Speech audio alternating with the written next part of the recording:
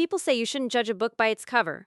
But at JFK International Airport, Terminal 4, nobody reads books. They read price tags. I was standing in the priority boarding lane for Global Air Flight 808 to Paris. I was tired. I had just finished a grueling final exam week at Columbia University, and I wanted to sleep for 7 hours straight. I was wearing my favorite travel outfit, a gray oversized hoodie and matching sweatpants. My hair was in a messy bun, I had no makeup on. To the untrained eye, I looked like a broke college student who had rolled out of bed. To the trained eye, however, they would have noticed that the hoodie was cashmere from Loro Piana, costing $2,000, and the sweatpants were vintage Yeezy. But nobody at Global Air had a trained eye. They just had attitude. I walked up to the podium. The gate agent, a woman whose name tag read Brenda, and whose eyeliner was sharp enough to cut glass, looked at me.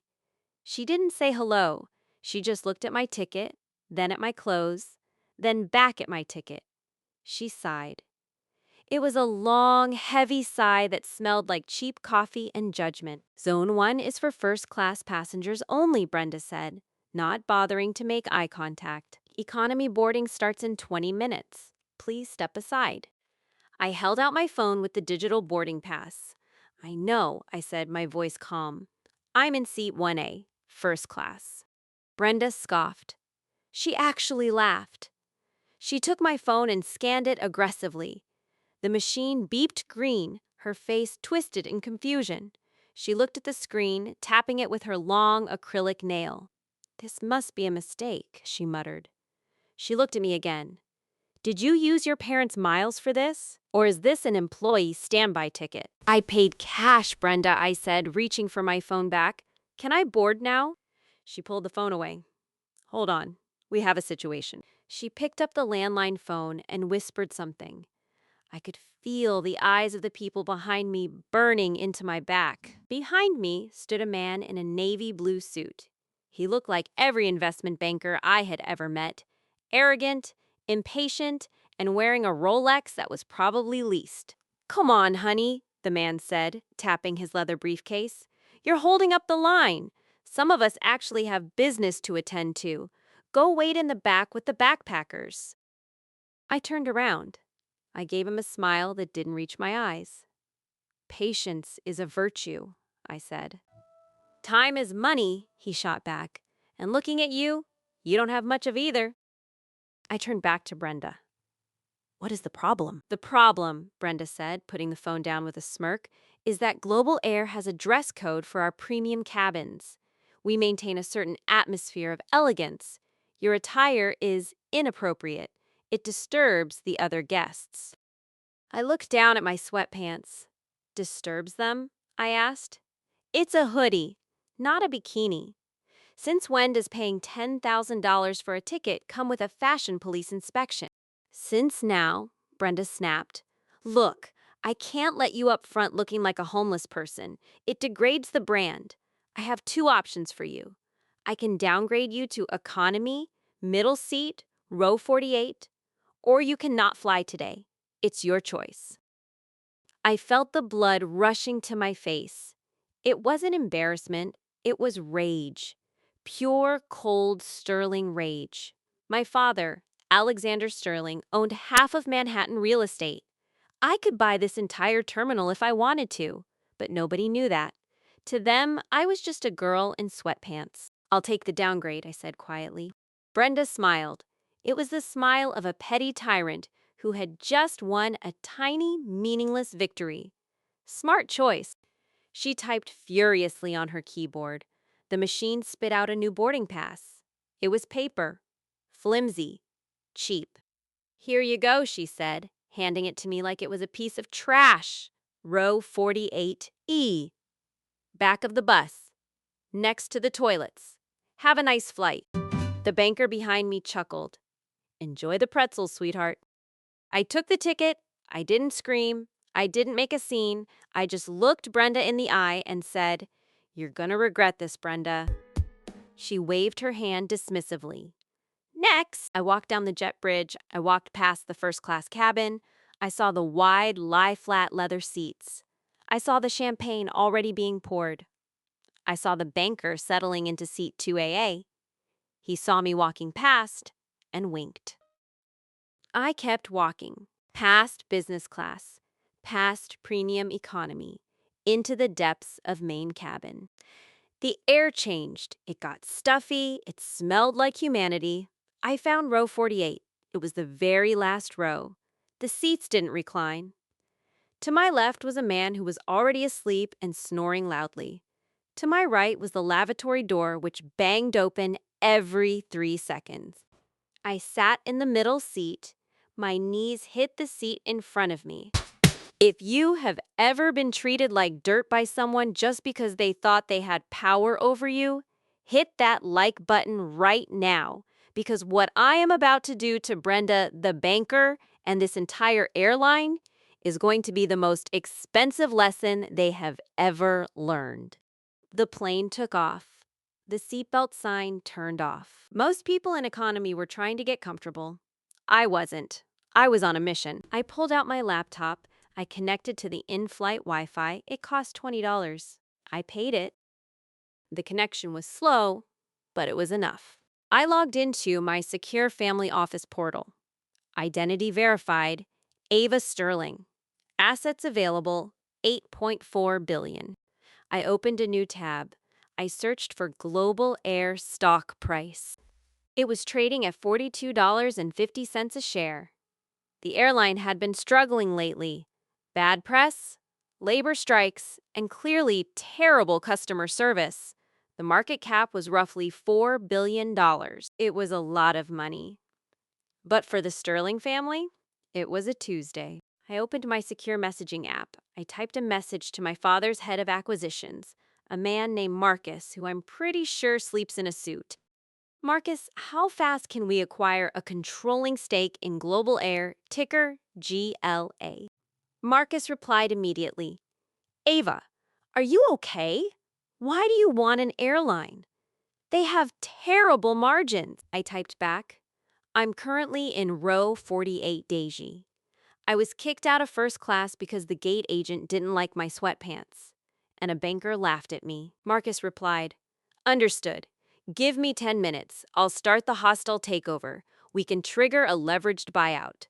The board is weak. They'll fold instantly. I sat back. I waited. 10 minutes passed. The flight attendant came by with the cart. She slammed a bag of peanuts on my tray table without looking at me. Water? She barked. No, thank you, I said. I'm waiting for the champagne. She rolled her eyes and moved on. Ding! A notification on my laptop. Marcus said, it's done. We just purchased 51% of the outstanding shares via a shell company. We formally announced the takeover to the SEC. The news just hit Bloomberg. You are now the majority owner of Global Air. Congratulations, Madam Chairwoman. I smiled. A slow, dangerous smile. Waisa wasn't a passenger anymore. I wasn't the girl in 48E.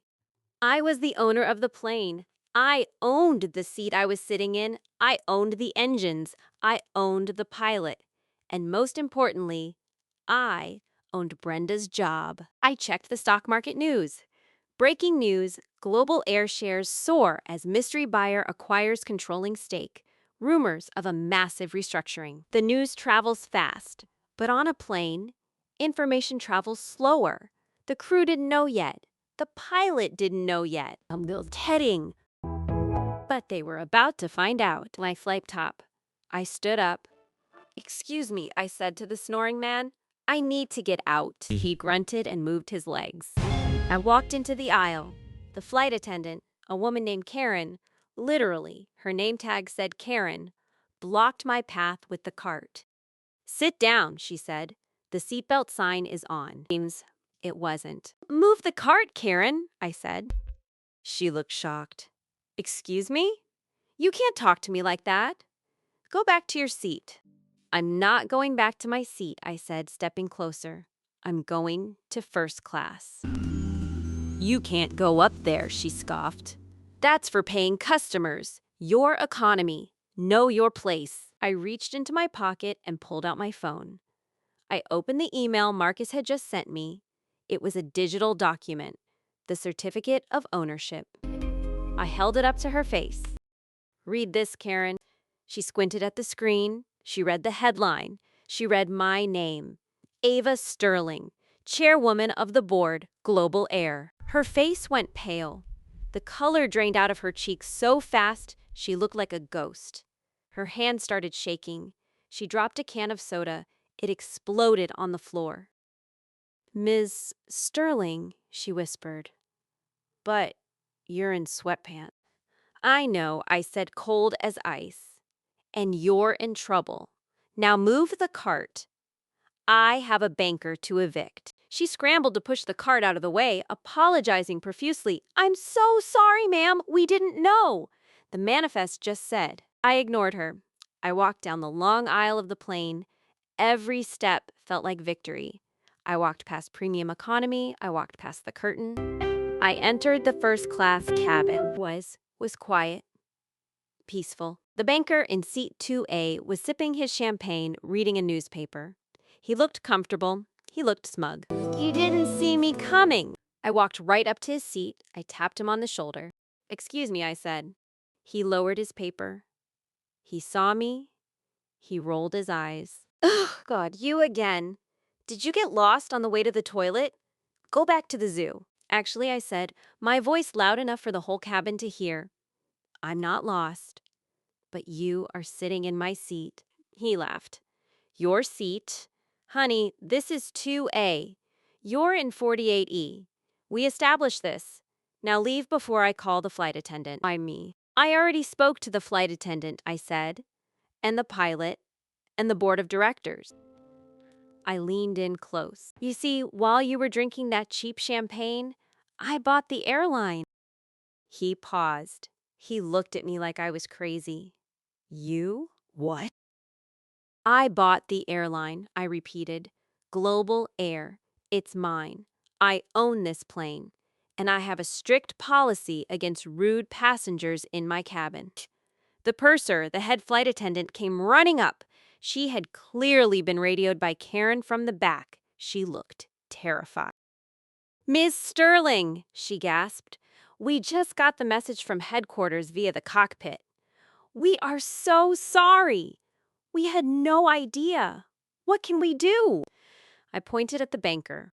"This man is disturbing the peace. He is rude, abrasive, and he insults the ownership.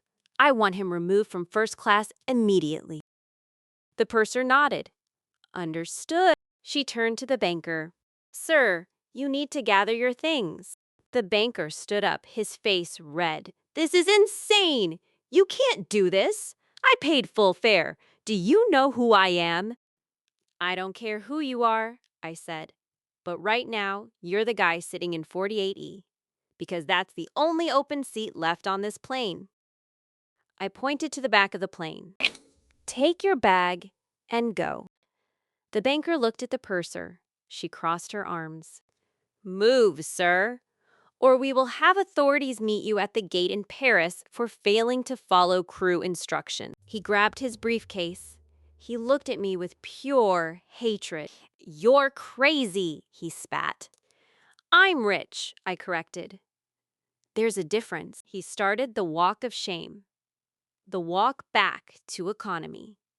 The entire cabin watched him go. I sat down in seat 2A. The leather was warm. The purser rushed over. "Champagne, Miss Sterling? Or perhaps some caviar?" As I turning got the revel in Sterling. I looked at her. "No," I said. "I want a Diet Coke. And I want the Wi-Fi password to be free for everyone on this plane. Except for the guy in 48E. Block his device. If you want to see what happens when we land in Paris and I confront the ground crew who kicked me off, subscribe now. The flight has just begun, and the turbulence is only getting started." The remaining 6 hours of the flight were a masterclass in panic management. The flight attendants, who had previously looked at me like I was a bacteria they wanted to wipe off the seat, were now hovering around me like nervous hummingbirds. Karen, the one who had blocked my path with the cart, came back 3 times to fluff my pillow. She brought me a hot towel. She brought me warm nuts. She even brought me a handwritten note from the cockpit. "Dear Miss Sterling," the note read, "welcome aboard. We are honored to have the new chairwoman flying with us. Please let us know if there is anything we can do to make your journey more comfortable. Captain Miller. I folded the note and put it in my hoodie pocket. I didn't smile at Karen. I didn't say thank you. I just kept typing on my laptop. I was reading the employee handbook, specifically the section on termination policies. Meanwhile, back in row 48E, things were not going as smoothly for the banker. I could hear him shouting from the front of the plane.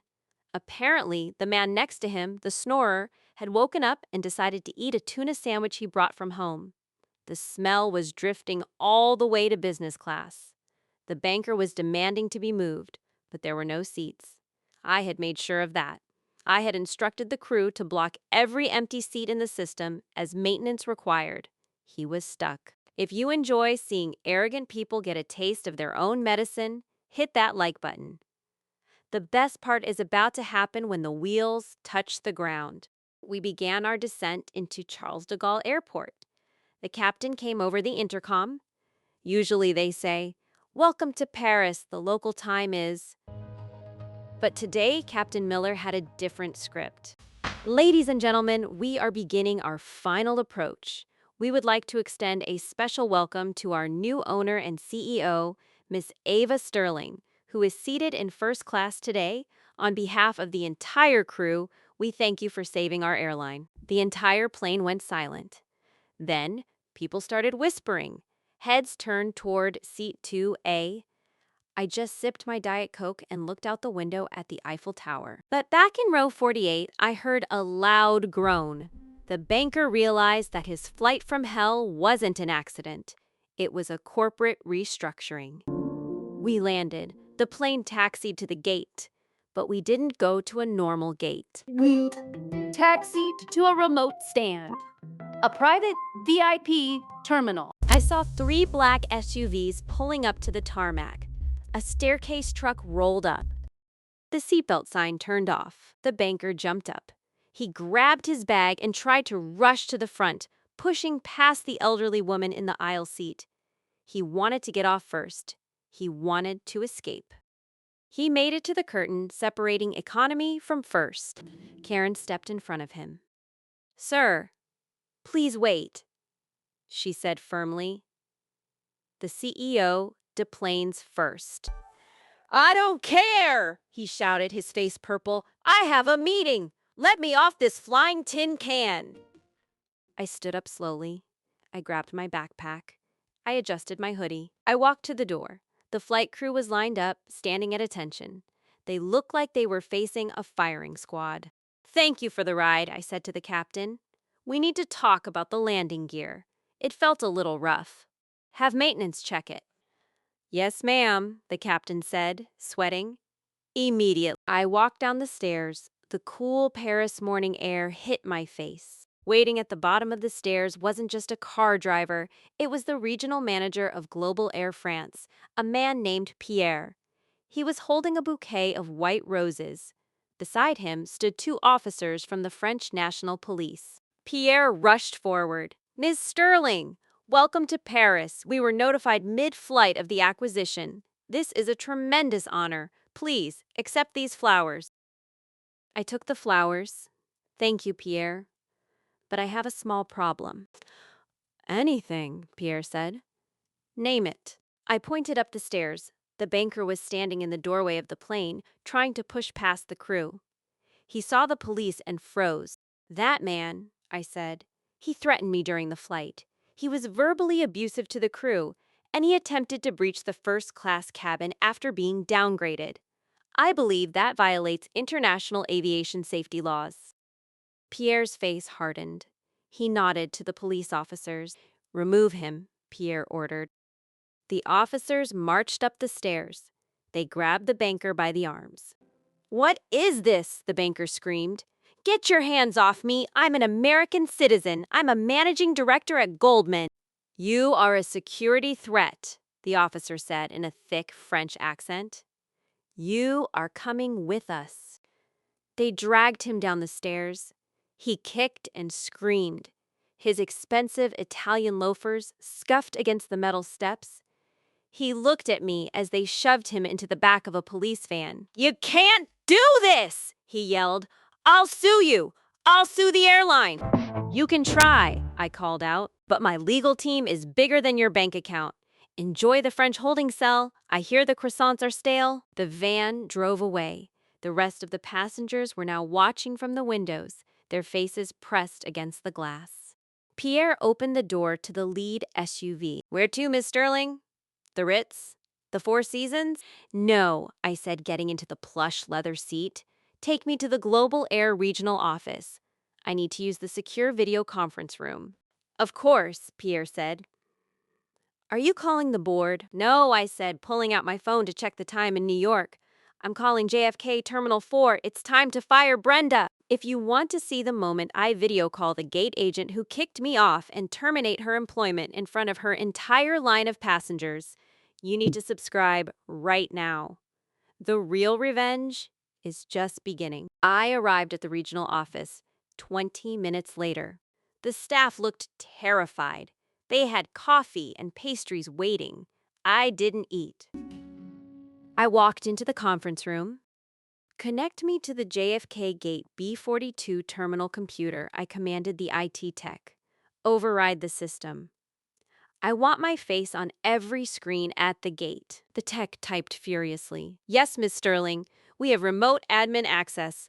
Connecting now." On the big screen in front of me, the feed from JFK appeared. It was busy. A long line of passengers was waiting to board the next flight to London. And there she was, Brenda. She was standing at the podium, chewing gum, yelling at a family who had a carry-on that was 1 inch too big. "I said it doesn't fit!" Brenda was shouting. "Check it or leave it! Next!" She was enjoying her power. She loved making people feel small. "Are we live?" I asked the tech. "Live in 3, 2, 1. I leaned into the camera. "Attention, gate B42, I said. On the screen, I saw everyone at the gate stop. They looked up at the monitors. Brenda looked up. She saw my face. A giant, high-definition close-up of the girl in the gray hoodie she had humiliated 7 hours ago. She dropped her scanner. "Hello, Brenda," I said. My voice boomed over the airport PA system. "Do you remember me? Row 48E?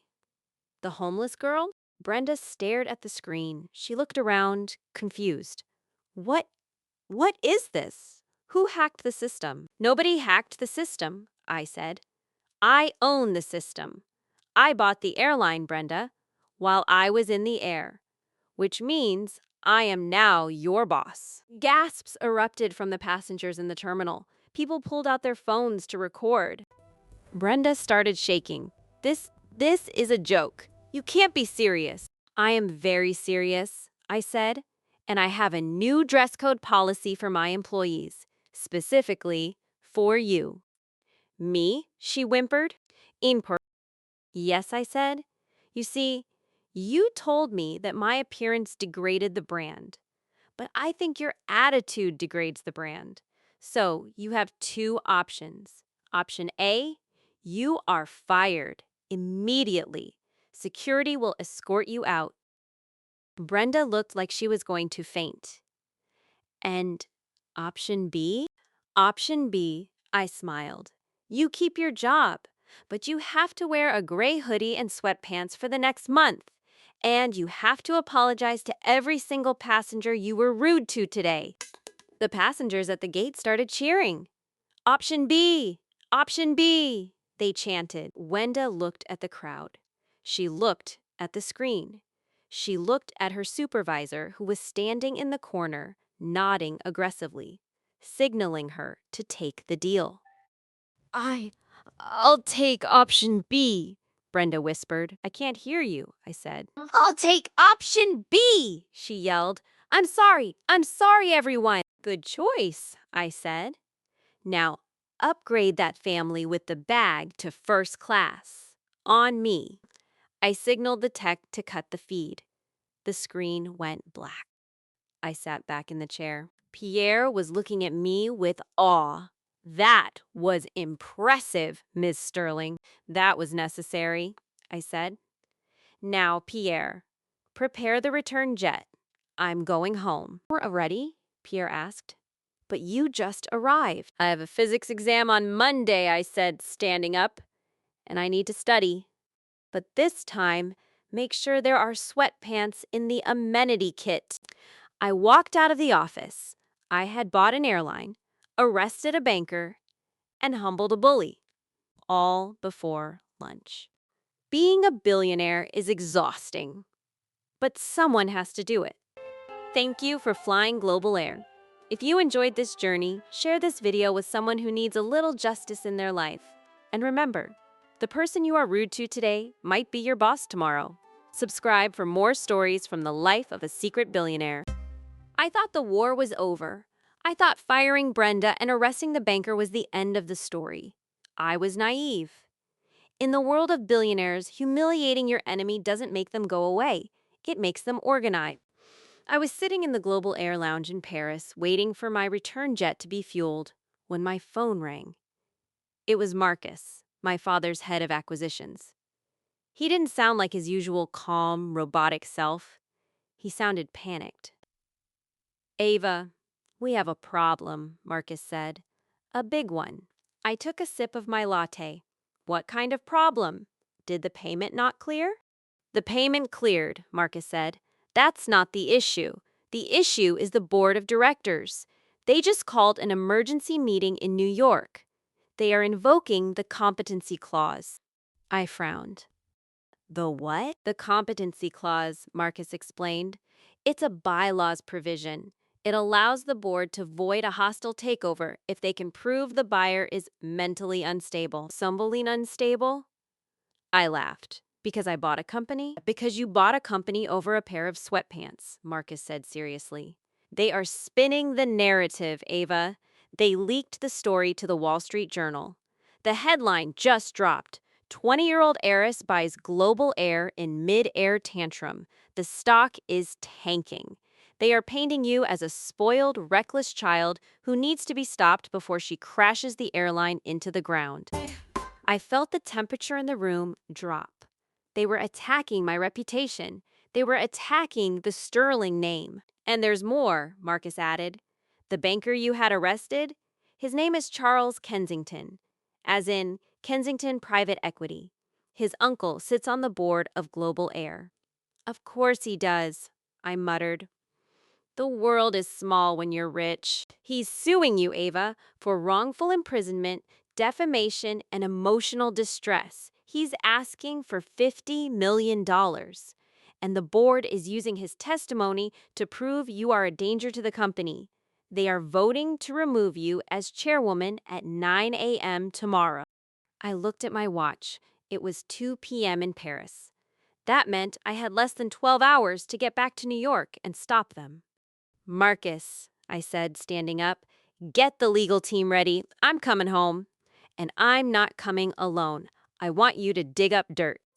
Dirt on who? Marcus asked. On everyone, I said, every single member of that board. If they want to play dirty, I'm going to play filthy. Find out where they spend their money.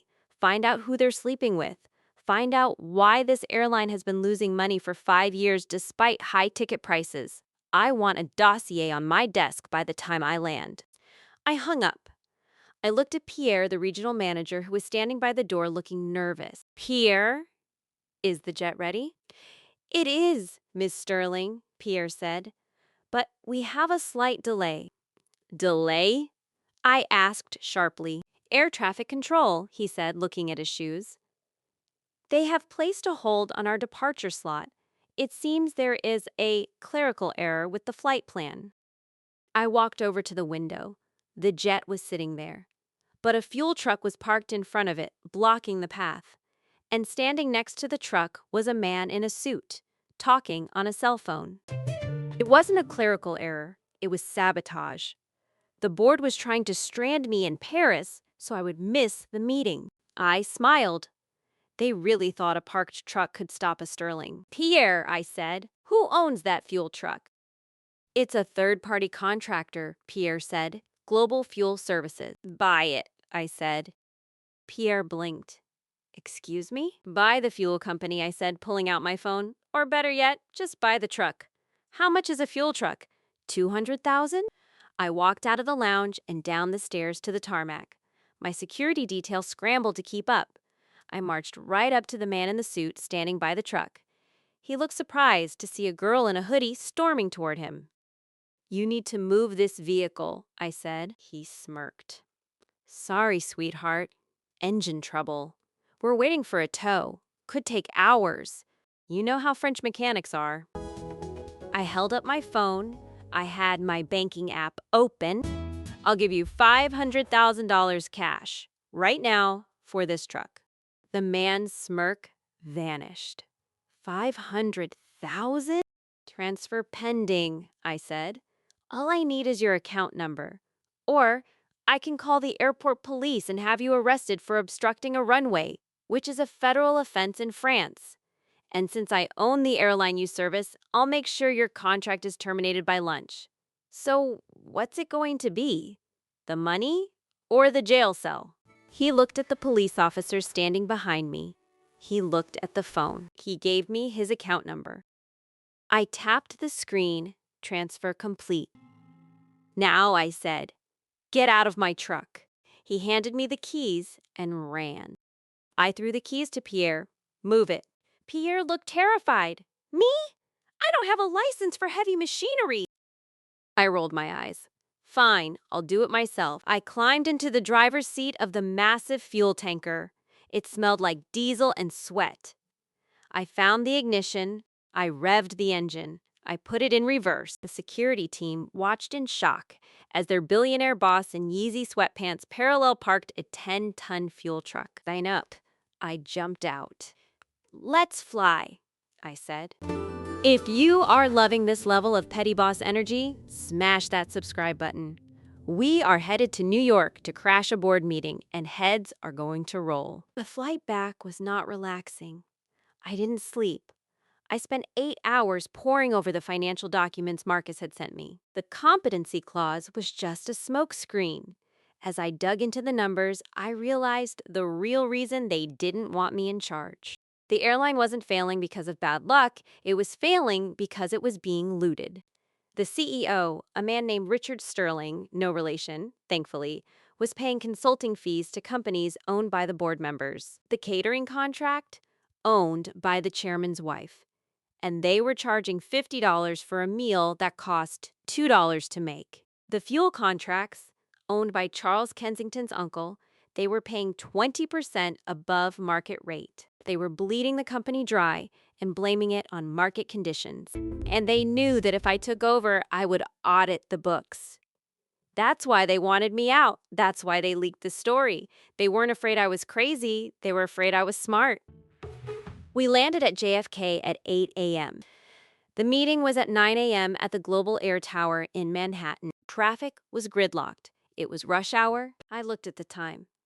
8:15 a.m. Pierre, who had accompanied me, looked at the GPS. Miss Sterling, we won't make it. The tunnel is backed up. It's an hour to the city. I looked out the window. We were passing the helicopter pad. Turn around, I said. We drove to the Blade terminal. I didn't have a reservation. I walked up to the pilot of a chopper that was spinning up. Where are you going? I yelled over the noise of the rotors. Wall Street, he yelled back. I have a passenger arriving in 5 minutes. I'm buying his seat, I yelled. I can't do that. It's reserved for Mr. Bloomberg. I threw my black Amex card at him. I'm buying the helicopter. 10 minutes later, I was soaring over the East River. The skyline of Manhattan glittered in the morning sun. It looked like a chessboard. And I was the queen, coming to take the king. We landed on the roof of the Global Air Tower at 8:55 a.m. The wind whipped my hair. I fixed my hoodie. I put on my sunglasses. My security team met me at the door. They're in the boardroom on the 50th floor, Marcus said, handing me a thick file folder. They just started the vote. Let's go, I said. We took the private elevator down. The doors to the boardroom were closed. I could hear voices inside. Clearly unfit to lead, a man was saying. This purchase is void. All in favor of removing Miss Sterling? I didn't knock, I kicked the door open. The heavy oak doors slammed against the walls with a bang that sounded like a gunshot. 12 old men in gray suits jumped in their seats. At the head of the table sat Richard, the CEO. He looked at me with disdain. You, he sneered. You're late, and you're trespassing. We just voted you out. I walked to the empty chair at the other end of the table. I threw the file folder down. It slid across the polished wood and stopped right in front of Richard. I sat down. I put my feet up on the table. My vintage Yeezy sneakers looked beautiful against the mahogany. Actually, Richard, I said, you can't vote me out because I own 51% of the shares, and I didn't vote. So your little meeting here, it's just a coffee break. Mentally incompetent. Charles Kensington's uncle shouted. You bought an airline because you were cold. You are a liability. I'm not the liability, I said, pointing at the folder. That is the liability. Great number for Tix Crestral. Richard opened the folder. His face went pale. Hey, what is this? He whispered. That, I said, is a forensic audit of the catering contracts, and the fuel contracts, and the consulting fees. I looked around the room. I know about the $10 million in consulting fees paid to your shell company in the Cayman Islands, Richard. I looked at the uncle. I know about the fuel kickbacks, Mr. Kensington. I looked at the rest of them. I know everything. And I have already sent digital copies of this file to the SEC, the FBI, and the New York Times. The room went dead silent. You could hear a pin drop. You wouldn't, Richard gasped. That would destroy the stock price. It would ruin the company. I shrugged. I can afford to lose money. Can you afford to go to prison? Richard slumped in his chair. The fight went out of him. He looked like a balloon that had been popped. What do you want? He asked. I want your resignations, I said. All of you. Right now. And I want Charles Kensington to drop his lawsuit and issue a public apology for his behavior on my plane. If you do that, I might call the Times and tell them the file was a draft. I might let you retire with your pensions intact. But if you fight me, if you try to stay, I leaned forward, my eyes locking with his. I will burn this boardroom down with you inside it. If you want to see 12 powerful men sign their resignations in absolute terror while I drink their coffee, you need to watch the next section. Because now that the board is gone, I have to run this airline. And my first order of business? Changing the uniform. 12 pens scratching against 12 pieces of paper. It was a symphony. The board members signed their resignation letters in silence. Hands were shaking. Egos were bruising. Richard, the former CEO, signed last. He threw the pen down on the table, looking at me with eyes full of venom. You're making a mistake, he hissed. Running an airline isn't like running a lemonade stand. You'll be bankrupt in a month. The unions will eat you alive. The fuel prices will bury you. You have no idea what you're doing. I picked up his resignation letter. I checked the signature. I know exactly what I'm doing, Richard, I said, sliding the paper into my folder. I'm taking out the trash. Now security is waiting to escort you out. Don't take the stapler. It belongs to the shareholders now. They filed out of the room like a funeral procession. The heavy oak doors closed behind them. I was alone in the boardroom.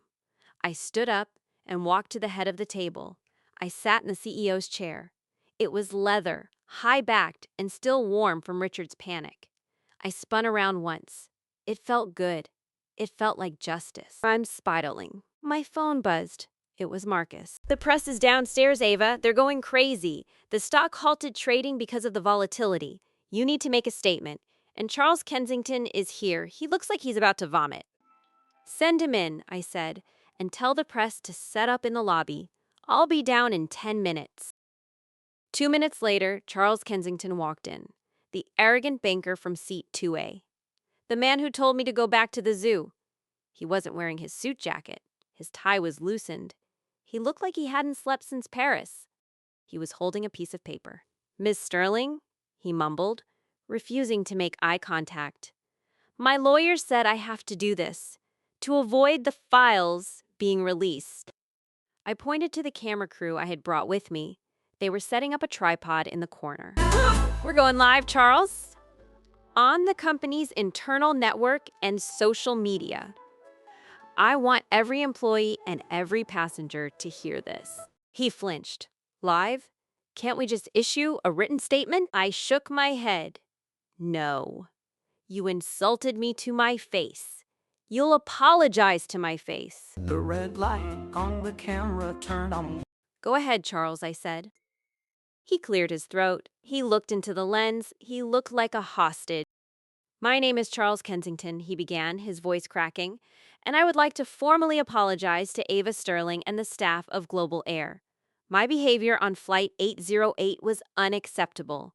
I was rude, I was entitled, and I was wrong. Ms. Sterling is a capable leader, and I withdraw my lawsuit. I also admit that sweatpants are a valid fashion choice." I cut the feed. "Perfect," I said. "Now get out of my building." "And Charles," he stopped at the door, "you're banned from Global Air for life. If you want to fly, try Delta. I hear they love guys like you." He stormed out. I checked the live stream comments. They were exploding. "Boss moves! Did she just make a banker apologize for hating sweatpants? Stock is going back up." If you love seeing a bully forced to eat his words on live TV, smash that like button. But the fun part was over. Now I had to actually run the company, and Richard's warning about the unions was about to come true faster than I expected. I went down to the lobby for the press conference. Flashbulbs went off like fireworks. Reporters shouted questions. "Miss Sterling, is it true you bought the airline mid-air? Are you really firing the entire board? What is your plan for the failing profit margin?" I stepped up to the podium. I was still wearing my gray hoodie.